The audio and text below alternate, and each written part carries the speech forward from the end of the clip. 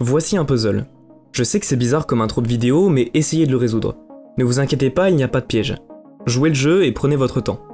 Comme YouTube n'est pas interactif, j'ai simplifié tout ça au maximum avec seulement 4 pièces, et je vous ai mis des chiffres juste en dessous. Grâce à ça, vous pouvez dans votre tête les mettre aux emplacements qui correspondent et avoir quelque chose qui ressemble à ça. Allez, je vous laisse quelques secondes.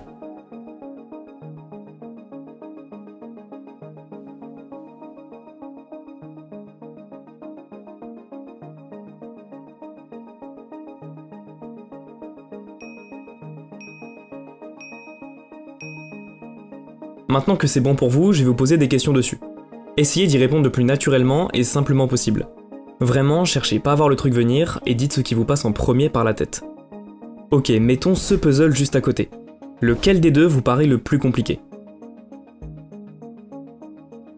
Maintenant, même si c'est très subjectif, lequel préférez-vous? Dernière question, quelle est la couleur qui ressort le plus quand on regarde les deux? C'est fini, et comme d'habitude, je vous donne la réponse très vite. De toute façon, vous allez vous-même comprendre où je veux en venir. Je ne sais pas vous, mais quand je cuisine, j'aime bien écouter quelque chose. Et comme à mon habitude, j'ai lancé le Floodcast.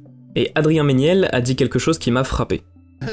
Non, j'ai acheté une imprimante 3D, ça y est, j'ai sauté le pas. Ma petite bouteille de gel hydroalcoolique, ça fait quelques temps que j'avais collé des petits googly eyes dessus. Non, mais toi. Parce que je suis farfelu. Je me suis dit, il me manque un endroit pour le ranger le soir, parce que j'aime bien que tout soit à sa place, tu vois. Et je me suis dit, mais attends, il a des yeux, pourquoi il aurait pas des jambes? Putain. Et donc je vais modéliser pile à la bonne taille, paf, je le mets dedans. Ça j'adore, du coup je m'initie du coup à la... Ça paraît tout bête, mais pourquoi est-il si attaché à ses créations? Il y a de très grandes chances que s'il tombe sur exactement la même chose en magasin, il y apporte beaucoup moins d'attention. Et c'est vrai que quand j'étais petit, mes jouets préférés, c'était ceux que je construisais moi-même. Mes Lego, mes shurikens en papier ou encore mon vaisseau Bionicles. Pourtant, j'en avais d'autres qui étaient vraiment bien, mais ceux où j'avais investi de mon temps pour les monter avaient quelque chose en plus. Et je pense que vous avez le même ressenti qu'Adrien avec ses créations ou moi avec mes jouets. Mais pourquoi? Pourquoi quand on crée ou qu'on participe à la conception d'un objet, on y apporte une valeur supplémentaire? Prenons un exemple simple, Oli. Je suis en collaboration commerciale avec eux pour cette vidéo et ils utilisent justement ce phénomène. Ils nous font participer à la création du produit final. Pour ceux qui ne connaissent pas, en gros c'est une marque de boisson pas comme les autres puisqu'ils vendent des sachets qu'on doit mélanger avec de l'eau au lieu d'une simple bouteille. Ça peut paraître anodin à première vue, mais ça les démarque énormément. Déjà car ça limite les emballages et je pense que c'était leur but initial, mais ça nous incite indirectement, à mon sens, à apprécier d'autant plus leurs produits vu qu'on y participe. Exactement comme avec mes jouets. D'ailleurs, toute leur gamme, donc la gamme hydratation, iced tea et énergie, sont sans sucre, sans taurine et avec des arômes naturels. Donc c'est une excellente alternative au soda si jamais vous en buvez trop. Perso ça m'aide pas mal, mais gardez en tête que ça reste à consommer avec modération, et que vous devez toujours privilégier l'eau au reste. Pour ma part, celle que j'utilise le plus, c'est la gamme énergie. Ça me permet de changer du café quand je bosse et de rester plus focus. D'ailleurs, cette gamme énergie, elle est conseillée à partir de 16 ans et plus. Si ce n'est pas votre cas, allez vers les deux autres, elles sont vraiment sympas. Si vous ne savez pas par où commencer, ils font des starter packs avec la gourde en plus de nombreuses saveurs différentes, et avec ce code, vous avez 5 € de réduction sur votre première commande. Merci à Oli de faire vivre la chaîne, vous avez toutes les infos en description. Par instinct, ce phénomène d'apprécier plus les choses auxquelles on a contribué paraît logique, mais l'expliquer est plus complexe. C'est parce qu'on y a apporté du temps et de l'effort? Parce que c'était dur ou alors fun à faire? Pour tenter d'y répondre, on va faire un tour vers une entreprise qui a très bien cerné ce concept et qui l'utilise constamment. Vous savez peut-être déjà où je vous amène, mais pour les autres, ça ne vous dit rien? Un magasin qui utilise l'affection particulière qu'on porte aux choses fabriquées de nos mains. Vous connaissez son nom, son logo, son slogan, et vous avez peut-être même l'un de leurs produits à côté de vous. Je parle bien évidemment du géant suédois Ikea. Et quand on y pense, ce concept de vendre des meubles à monter soi-même, c'est du génie. Ils nous intègrent littéralement dans la chaîne de production. On vient prendre les pièces détachées chez eux où ils viennent nous les déposer, on galère des heures à monter le produit qui est souvent pas fameux, et après on est tout content. D'ailleurs, d'après la légende, il paraît qu'Ingvar, le fondateur d'Ikea, a eu l'idée des meubles en pièces après avoir vu l'un de ses employés démonter une table pour mieux la faire rentrer dans le camion. Il s'est dit que ça serait super pour livrer une plus grande quantité, plus facilement et à moindre coût. Par contre, est-ce qu'il était conscient du ressenti dont on vient de parler? Sincèrement, je ne pense pas. Mais en tout cas, c'est cette décision qui rendra populaire Ikea qui donnera son nom au phénomène et à cette étude. L'IKEA Effect, quand l'effort mène à l'amour. Le but des personnes ayant fait la recherche, c'était de prouver et de comprendre pourquoi on a tendance à surévaluer quelque chose qu'on a fabriqué soi-même. Pour ça, ils ont réalisé une expérience très intéressante. En gros, ils ont pris 52 personnes qu'ils ont réparties en deux groupes, les constructeurs et les classiques. Les premiers, comme leur nom l'indique, doivent assembler une boîte tout à fait banale. Les seconds, en revanche, la reçoivent directement déjà montée et ont le droit de l'observer s'ils le souhaitent. Ensuite, on passe à la deuxième phase. On leur demande à tous, aux 52 participants, combien ils sont prêts à payer pour cette boîte. Pour orienter les volontaires vers des prix raisonnables et réalistes, ils ont une consigne en plus. Si l'offre qu'ils font est au-dessus d'un nombre tiré au hasard, alors ils sont obligés d'acheter la boîte. Si ce chiffre est en dessous, alors ils repartent avec leur argent. Par exemple, je suis prêt à payer 2 € pour cette boîte, et le chiffre aléatoire est 1,70. Alors je repars sans la boîte et je récupère mon argent. Par contre, si ce nombre tiré au hasard est 8, alors le meuble est à moi. Grâce à ça, personne ne met 100 € sur la table au risque de vraiment les dépenser pour un simple objet, et ils ne mettent pas non plus un centime, parce qu'il n'y a quasiment aucune chance que le nombre tiré au hasard soit plus petit, et c'est quand même bénéf pour eux de gagner le meuble pour quelques centimes. L'expérience prend plus de crédibilité avec cette petite astuce. Elle est toute simple mais tellement ingénieuse. Bref, je voulais vous en parler parce que ça me fascine, et pour les gens bizarres comme moi que ça intéresse, cette méthode porte le nom de Bekker de Groot-Marschak, que je vais m'abstenir de prononcer. Je vous invite à faire des recherches dessus si vous avez envie de creuser. Ensuite, nos chers participants notent sur une échelle de 1 à 7 à quel point ils aiment la boîte. 1 très peu et 7 l'inverse. Et sur une échelle de 1 à 9 si l'objet est plus utilitaire ou hédonique. Hédonique dans ce contexte fait référence au plaisir et au divertissement. En bref, l'inverse de l'utilité. Donc 1 plus utile qu'autre chose et 9 très hédonique. Maintenant, la partie la plus passionnante et qu'on attend tous, les résultats. Pour le côté utile ou plaisir de l'objet, les participants ont donné 3,13 de moyenne au produit. Donc, comme on s'en doutait, plus utile que hédonique. Malheureusement, l'étude ne donne pas les résultats individuels de chaque groupe. J'aurais été curieux de savoir s'il y a une différence, mais je suppose qu'ils sont similaires si ce n'est pas mentionné. J'en profite très rapidement pour dire que quand j'analyse des recherches, je peux trop vulgariser ou juste me tromper. Et en plus, l'étude peut être fallacieuse. Je l'ai déjà dit dans plusieurs vidéos, mais prenez toujours du recul, je n'ai pas la science infuse et personne ne l'a. Pour ce qui est de l'appréciation de la boîte, comme on s'en doute, les résultats divergent. Le groupe classique a une moyenne de 2,50, alors que les constructeurs préfèrent leur boîte aux autres avec 3,81 de moyenne. Très logiquement, le résultat est similaire pour le prix proposé. Les classiques offrent 0,48 $ contre 0,78 pour ceux qui montent la boîte. Ça paraît pas si énorme comme écart, mais dites-vous que la seule différence entre les deux, c'est l'effort qui a été mis. Le simple fait d'avoir construit l'objet soi-même augmente sa valeur. Et c'est ça l'effet Ikea.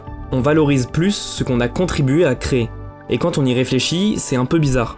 Même si, comme on l'a dit au début, ça paraît logique comme conclusion, bah on préférait tous avoir le meuble construit en claquant des doigts. Plutôt que de galérer plusieurs dizaines de minutes, le regard vide devant la notice. Je ne sais pas vous, mais je me suis déjà sincèrement énervé en montant ce genre de meuble. Et pourtant, c'est cette étape qui donne le plus de valeur au produit fini. Ce passage qu'on aimerait pour la plupart esquiver. D'ailleurs, l'étude a fait quelque chose de génial, ils ont demandé aux participants s'ils préféraient recevoir un produit déjà monté ou qu'ils devaient faire eux-mêmes. Et étrangement, 92% ont répondu qu'ils ne veulent pas s'embêter et le recevoir déjà complété. Ce qui s'oppose radicalement aux résultats qu'on a vus. Et ce phénomène est aussi puissant car il est combiné à d'autres biais qu'on va voir dans quelques instants. Mais avant, on va aller faire un tour vers les autres expériences de l'étude. Car évidemment, elle ne s'est pas arrêtée à de simples meubles. Elle voulait vraiment pousser le concept jusqu'au bout.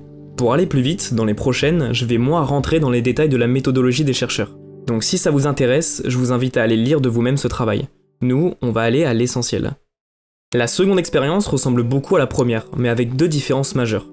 Déjà, on oublie les boîtes Ikea et on les remplace par des origamis, des petites grenouilles en papier. Donc plus aucune notion d'utilité ici. Deuxième changement et pas des moindres, dans la première, on demandait simplement aux participants de noter leur objet. On ne leur demandait pas leur avis sur les boîtes des autres. Ici, on va chercher à comparer leurs origamis qu'ils ont pris du temps à faire malgré leurs défauts, contre des origamis réalisés par des professionnels. Donc ils sont logiquement bien mieux pour la grande majorité. Donc sur la table, il y a des grenouilles faites par les participants et faites par des pros. Et chaque personne doit dire combien elle est prête à payer pour chaque pliage en papier. Vous vous en doutez, le prix moyen pour les origamis amateurs est faible. 0,05. Alors que ceux-ci, les mêmes œuvres, quand elles sont évaluées par leur créateur, par la personne qui a confectionné l'objet, la moyenne est de 0,23. Donc bien plus que le quadruple. Je ne sais pas si vous vous rendez compte, mais c'est gargantuesque. Pour ce qui est du prix global des grenouilles quasi parfaites, réalisées par des professionnels, à votre avis, on est où? En dessous? Entre les deux? Au-dessus? Moi je m'étais trompé quand j'avais tenté de deviner. Mais l'étude nous dit que les participants sont prêts à dépenser 0,27 $, donc au-dessus de toutes les autres créations. Ce qui me rassure un peu. On voit clairement une corrélation importante entre la valeur qu'on perçoit d'un objet et notre engagement dans sa création. Enfin, ça c'est ce qu'on pourrait facilement conclure si on se précipitait trop et qu'on tombait dans le piège. Car oui, l'écart entre ces deux résultats ne vient pas uniquement de l'effet Ikea. Il y a un autre phénomène qui rentre en compte, et les chercheurs en sont conscients. Lindenment Effect. Ce nom comme ça ne vous dit probablement rien, mais vous le connaissez très bien. Quand vous étiez petit, vous aviez probablement une peluche, qui a un peu trop vécu et qui a fini par avoir des trous un peu partout. Pourtant, il y a de très grandes chances que vos parents vous aient proposé de le remplacer par un autre tout neuf, mais que vous ayez refusé, préférant la peluche à vos côtés depuis des années, la vôtre. Et bah c'est ça l'Abandonment Effect, ou en français, aversion à la dépossession. C'est quand on apporte plus de valeur à quelque chose simplement parce qu'on le possède. Par exemple, avec nos origamis, les participants le créent, ok, mais du coup c'est le leur. Et après, en le mettant en vente sur la table, ils font face à une forme de dépossession. C'est leur grenouille et ils sont prêts à payer plus pour la récupérer. Et comme j'ai dit tout à l'heure, les scientifiques le savent. Et ils ne veulent pas que ça rentre en compte dans leurs observations. Eux, ils veulent isoler l'effet Ikea et démontrer dans quelles circonstances il s'applique. Ils veulent savoir si le phénomène existe toujours quand on n'a pas fini la construction de l'objet, quand on le démonte juste après, ou encore s'il est moins fort chez ceux qui n'aiment pas les activités manuelles. Tout ça, c'est étudié dans les 2 dernières expériences. Et je vais vous donner les conclusions qu'on peut en tirer, qui sont capitales pour comprendre ce mécanisme psychologique. En premier lieu, oui, l'Abandonment Effect, le fait de posséder l'objet, a une influence, mais moins que l'effet Ikea. Cependant, il faut le garder en tête. Ensuite, aussi étrange que ça puisse paraître, quand la conception de l'objet est incomplète ou quand on le démonte après, le phénomène n'existe tout simplement pas. En fait, c'est parce que le sentiment d'accomplissement est crucial. Et si on ne finit pas l'objet ou qu'on le démonte, on n'a rien accompli et notre effort a disparu. Ah oui, si on aime les activités manuelles ou pas, donc monter des meubles ou non, ça ne change rien au résultat. Absolument tout le monde est soumis à l'IKEA Effect. Ok, c'est très intéressant tout ça, mais ça s'applique à un format physique, qu'à la création de meubles, de Lego, d'origami, etc. Moi, j'aimerais savoir s'il y a plusieurs dimensions, si on peut extrapoler la notion vers d'autres domaines. En fait, cet effet Ikea, cette valeur irrationnelle qu'on porte à nos créations, se base sur 2 principes. Le sentiment de compétence, on projette notre réussite sur l'objet, il n'est pas une simple boîte, mais celle qu'on a réussi à monter, c'est la preuve de nos capacités, et la justification de l'effort. C'est ce dernier point qui va nous intéresser, car il est vraiment partout. Ce que vous voyez apparaître à l'écran, ce sont des exemples de justification de l'effort que vous m'avez envoyé sur Instagram. Et sans que je vous explique, vous pouvez déjà comprendre ce que c'est en lisant quelques messages. Encore plus important, je suis quasiment certain que vous allez au moins une fois vous reconnaître dans l'un d'eux. Tout simplement car on a déjà tous vécu une situation du genre. Allez, il est temps que je vous dise concrètement qu'est-ce que c'est cette justification de l'effort. En fait, notre cerveau adore les choses logiques. Et dans notre inconscient collectif, effort égale récompense. Et plus celui-ci est grand, plus la finalité se doit de l'être aussi. Sauf que quand ce n'est pas le cas, quand l'équation n'est pas logique, notre matière grise se retrouve en situation de dissonance cognitive. Le terme fait peur, mais c'est simplement quand des pensées, des valeurs ou encore des croyances entrent en contradiction. Imaginez quelqu'un qui veut être en bonne santé mais qui fume quotidiennement. Ici, l'équation n'est pas bonne, donc il y a un état de dissonance cognitive. Pour régler ça, le cerveau va utiliser plein de stratagèmes pour rétablir la logique, comme le déni, le changement de croyance, ou encore la rationalisation. Je ne vais pas tous vous les citer, mais c'est passionnant le nombre de façons que notre cerveau a de soulager cet état de dissonance cognitive. Je vous mets des exemples à l'écran et je suis convaincu que vous avez déjà entendu au moins une phrase qui ressemble à l'une d'entre elles. Et ce qui me fascine, c'est que ça s'applique à toutes les situations. Nos choix de consommation, nos avis politiques, notre style vestimentaire et même nos relations sociales. Et si vous êtes attentif, en bas, il y a la justification de l'effort. Quand vous avez donné tout ce que vous avez, mais que le résultat n'est pas à la hauteur. Il y a un problème dans l'équation qui ne plaît pas du tout à notre cerveau. Et donc ce petit malin va artificiellement grossir et embellir la récompense pour établir une cohérence globale. En gros, il nous voile littéralement la face. Tout ce que je vous raconte fait écho à une autre notion, celle du coût irrécupérable. C'est l'un des biais cognitifs les plus puissants que je connaisse, et il se rapproche de cette justification de l'effort. Mais j'ai fait le choix de ne pas vous en parler ici pour pas vous balancer trop d'infos d'un coup. Et surtout car je lui consacrerai peut-être une vidéo entière. Avant de vous parler des puzzles du début, j'aimerais vous raconter une anecdote un peu folle sur un produit que vous connaissez tous, et qui a volontairement été complexifié pour augmenter les ventes. Je vous donne un indice, c'est un dessert auquel on a diminué l'accessibilité en lui retirant un ingrédient. Je parle bien sûr des gâteaux instantanés.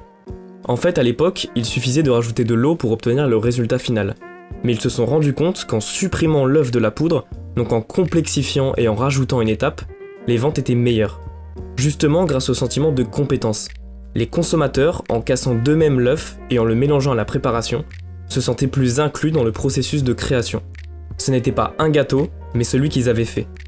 Je trouve ça fou et tellement contre-productif à première vue, parce que quand on achète ce genre de produit, c'est pour ne pas s'embêter et aller vite. Mais en diminuant cet atout d'instantané qu'ils ont, en enlevant les œufs, leurs ventes ont augmenté. Exactement comme avec les meubles, alors qu'on aurait préféré le recevoir déjà monté pour la majorité. C'est le moment de revenir sur nos puzzles. Je vous avais posé 3 questions différentes. Lequel était le plus compliqué, la couleur qui ressortait le plus, et celui que vous préférez. Pour être honnête avec vous, seulement la dernière m'importait. Les 2 autres avaient juste pour but de la camoufler pour pas que ce soit trop évident. Et vu que je vous ai fait participer à la conception de celui-ci, vous l'avez probablement choisi comme votre préféré. Maintenant, ça paraît évident que j'ai orienté votre décision avec tout ce qu'on a vu, mais votre effort a influencé votre choix. Et c'est pour cette même raison que vous aimez cette table. Même si c'est contre-intuitif comme on l'a vu, cette justification de l'effort vous la fait voir meilleure qu'elle ne l'est réellement. L'un de ses pieds est cassé, et vous le savez.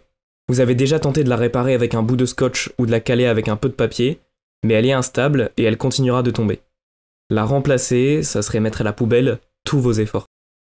Pourtant, elle est objectivement mauvaise pour vous. À chaque fois qu'elle chute, ce qu'il y a dessus se casse, se brise. Et ça, c'est pas réparable.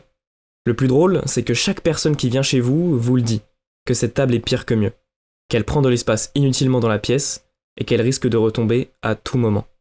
D'ailleurs, on parle d'elle, mais pour certains, c'est un groupe de chaises inconfortables. Une télé avec qu'une seule chaîne. Une horloge trop bruyante. Ou encore un miroir qui déforme le reflet. Parfois, il faut accepter de se séparer de certains meubles, et arrêter de se voiler la face. Si un jour vous comprenez que ce n'est pas la table à laquelle vous êtes attaché, mais aux efforts que vous avez faits pour elle, vous déciderez peut-être de vivre sans. Et ça fera comme un grand vide.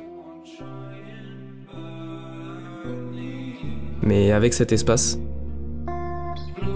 vous pourrez mieux vous reconstruire.